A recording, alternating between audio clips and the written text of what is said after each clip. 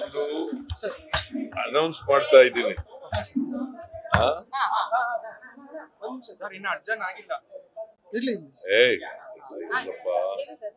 Assembly ನಡೀತಾ ಇರೋದ್ರಿಂದ ನಾನು ಇಲ್ಲಿ ಹೊರಗಡೆ ಸ್ಟೇಟ್ಮೆಂಟ್ ಕೊಡ್ತಾ ಇಲ್ಲ. ನಾನು RCB ಸಂಭ್ರಮಾಚರಣೆ ಮಾಡಿದ್ರಲ್ಲ, ಅದಕ್ಕೆ ಉತ್ತರ ಕೊಟ್ಟಿದ್ದೀನಿ. ನಮ್ಮ ಪರಮೇಶ್ವರ ನಿನ್ನೆ ಉತ್ತರ ಕೊಟ್ಟಿದ್ರು, ನಾನು ಇವತ್ತು ಉತ್ತರ ಕೊಟ್ಟಿದ್ದೀನಿ. ಬಹಳ ಮುಖ್ಯವಾಗಿ ಇವತ್ತು ಅನೌನ್ಸ್ ಮಾಡೋದು, ಈ ಬಾರಿ ವಿಶ್ವವಿಖ್ಯಾತ ದಸರಾ ಮಹೋತ್ಸವ ಉದ್ಘಾಟನೆಯನ್ನ ಬೂಕರ್ ಪ್ರಶಸ್ತಿ ವಿಜೇತರಾದಂತ ಶ್ರೀಮತಿ ಬಾನು ಮುಸ್ತಾಕ್ ಅವರು ಉದ್ಘಾಟನೆ ಮಾಡಲಿದ್ದಾರೆ.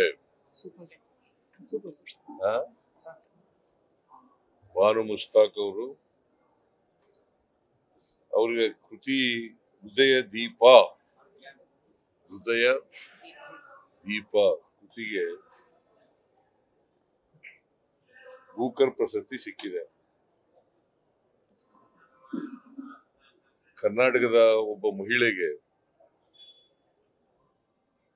ಬೂಕರ್ ಪ್ರಶಸ್ತಿ ಸಿಗ್ತಾ ಇರ್ತಕ್ಕಂಥದ್ದು ಬಹಳ ಸಂತೋಷ ಆಗಿದೆ. ಹಾಗಾಗಿ ಹೋರಾಟದ ಹಿನ್ನೆಲೆಯಿಂದ ಬಂದಂತವರು ಶ್ರೀಮತಿ ಬಾನು ಮುಸ್ತಾಕ್ ಅವರು ರೈತ ಸಂಘದಲ್ಲಿ ಕೆಲಸ ಮಾಡಿದ್ರು, ಕನ್ನಡ ಚಳುವಳಿನಲ್ಲಿ ಕೆಲಸ ಮಾಡಿದ್ರು, ಎಲ್ಲ ಪ್ರಗತಿಪರ ಚಿಂತಕರು. ಸೊ ಇಂಥವ್ರನ್ನ ಈ ಸಾರಿ ಮಹಿಳೆಯನ್ನ ದಸರಾ ಮಹೋತ್ಸವ ಉದ್ಘಾಟನೆಗೆ ಆಹ್ವಾನ ಮಾಡಿದ್ದೀವಿ. ನಾನು ಕೂಡ ಅವ್ರ ಜೊತೆಲಿ ಮಾತಾಡಿದ್ದೇನೆ.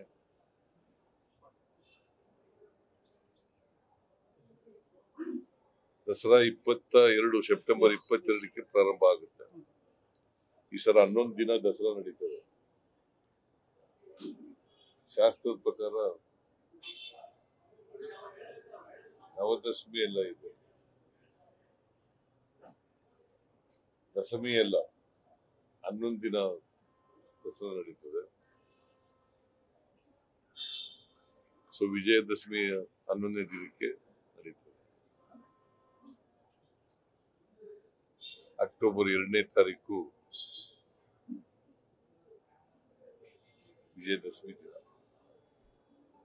ಸೊ ಬಾನು ಮುಸ್ತಾಕ್ ಅವರಿಗೆ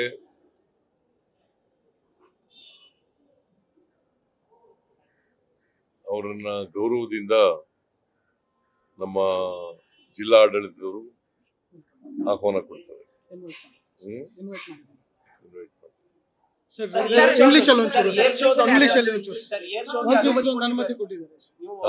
ಕೊಟ್ಟಿದ್ದಾರೆ, ಏರ್ ಶೋಗೆ ಅನುಮತಿ ಕೊಟ್ಟಿದ್ದಾರೆ. ನಾನು ಪತ್ರ ಬರೆದಿದ್ದೀನಿ ರಾಜನಾಥ್ ಸಿಂಗ್ ಅವರಿಗೆ, ಅವ್ರನ್ನೂ ಕೂಡ ದಸರಾ ವೀಕ್ಷಣೆಗೆ ಬರಬೇಕು ಅಂತೇಳಿ ಇನ್ವೈಟ್ ಮಾಡಿದ್ದೀನಿ. ನ್ಯೂಸ್ ಫಸ್ಟ್, ನಿರ್ಭೀತಿಯಿಂದ ನಿಮ್ಮ ಪರವಾಗಿ.